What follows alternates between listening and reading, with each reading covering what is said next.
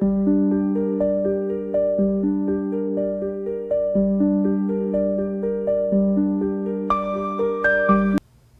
everybody, Kat here. Welcome to the channel. Hope you're having a great day. It is Wednesday morning and I've got a treat for you. This is a time loop special, and if you're unfamiliar with the time loop, go check out my playlist. You'll understand the premise, what the time loop is, how it is developed over time. It's like unraveling a mystery. It's a lot of fun, so get involved. And you'll see where we're at now in the time loop. And today, that's what I'm going to cover. Where I believe we're at in the time loop and what we can expect. What I kind of see watching for. Things I'm watching for in the near future. So here we go. We're going to start out. There's a lot of talk and gossip online about Harry and Meghan and their finances. Talk that they're going broke. And, but I mean, they're living above their means. Look at that house in Montecito. Harry's only really worth about $20 million. Meghan, she wasn't a millionaire when they got married. They said, oh, she lived in $1 million house in Toronto. Well, I'll tell you, my old townhouse is going for almost $1 million. The prices are inflated and crazy. And besides which, the house, little shitbox in downtown Toronto, yeah, worth $1 million. It's not worth $1 million. And besides which, it wasn't her money anyway. The studio owned the house and she was leasing it. That's the deal.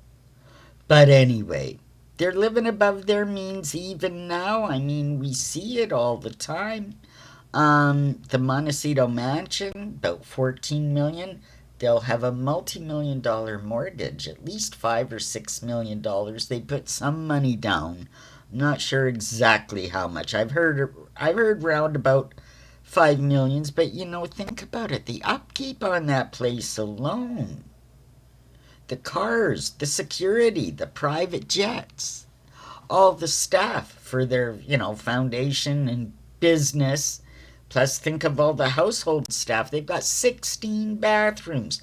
I mean, it's just crazy. And the staff numbers, we know of 25. There's probably more. There's just a constantly rotating cavalcade of staff. Who knows what kind of numbers that it really is. Now, if it all adds up and there's not a lot of money coming in, like the Netflix contract is coming to an end, they never did get $100 million. That was like the top end. If they actually produced, some hits, I think they got about $20 million. I'm not sure of that, but I don't believe they got the whole shebang. And now that's coming to an end. Some people are speculating that they're going to kind of keep them hanging on in case there's a divorce. Who knows what could come. But they'll never get as much money as was reported anyway. With Love Meghan, it was a stinker. It was a fail. Even with the second batch coming out in the fall, it's unwatchable. The podcast, Lemonada, that was a complete fail. As ever is a joke. It's not a business. But still as their life unravels, they're clinging to their titles even more. Notice that in the press lately? Their former status, cosplaying royals, making spectacles of themselves. Meghan using her HRH on note cards. They gotta feed their feeble egos. And it's interesting because this is kind of the same way Edward and Wallace did. Like the Markles, they lived beyond their means in an opulent manner with a great number of household staff. In fact, Wallace would have her bed sheets ironed twice a day. Like Harry and Meghan, the question of titles was a prickly topic. Edward became Duke of Windsor after the abdication, and at the marriage, Wallis became the Duchess of Windsor. Now, Edward held a grudge for the rest of his life against the royals that Wallis was never allowed an HRH. Sound familiar? Just another example of the time loop. Harry and Meghan, it ties Harry and Meghan to Wallis and Edward across a generation. So what's next for Meghan? Harry and Meghan? Well, if we look at the time loop for reference, it can go a couple of ways. Or even both events could happen. Now, upon their exile, Edward fought with the king, his brother, for a financial settlement, which eventually was granted. In light of what I see William doing, stripping them totally of everything and total banishment, I can see a financial settlement as coming as compensation as well. This will happen. So that's a time loop hit. I'm not sure when it'll happen. It depends on a couple of things. But now here's a kicker. Desperate people do desperate things. It's just a theory, and I'll tell you what, but I'm watching for a particular event. And I've said this before. When you familiarize yourself with the time loop, you'll know why. I'm looking for a robbery. Okay, so imagine this. Here's my scenario, right? Breaking news, there's been a robbery at the Montecito Mansion, and you'll never guess what they took.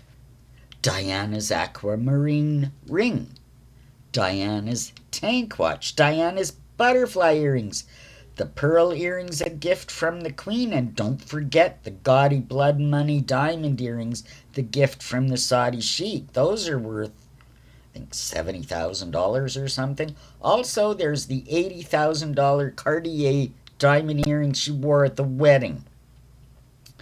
She could claim millions on the insurance. But here's the thing. Most of the stuff is fake. The palace was onto her. She never got access to Diana's jewels. Those are all reproductions, not the originals. And there's YouTubes online that you can find and see the comparison, see them side by side. They're not the original she passes them off to be. So, another perpetrated fraud for profit. And who would question her? Because she's a duchess, after all. Let's go back to October 16th, 1946. The Duke and Duchess of Windsor were visiting friends. They were living in France at the time, and they'd come to England, to Ednam Lodge in Surrey, visiting friends. Wallis had brought millions of dollars in jewelry with her. And even though there was a safe on the property at the house, she chose to store her jewels in a simple cardboard box, and she just tucked it under her bed. And wouldn't you know, while they were on an evening out in London, a robbery took place, and lo and behold, all that was taken was the shoebox under the bed. From the get-go, the whole affair looked pretty shady. People were questioning it from the get-go. But Wallis and Edward eventually did win an insurance payout. But here's the kicker. This is great. After her death, in 1987, a year after her death, Sotheby's in Geneva held an auction of her jewels. And don't you know, some of the pieces she had claimed stolen 45 years earlier showed up. A staged robbery, an insurance fraud. I could see Meghan doing this. Let's wait and see what happens. Hope you enjoyed this. Check out my playlists. Like, subscribe, leave me a comment, and we'll see you in the next one. Bye, everybody.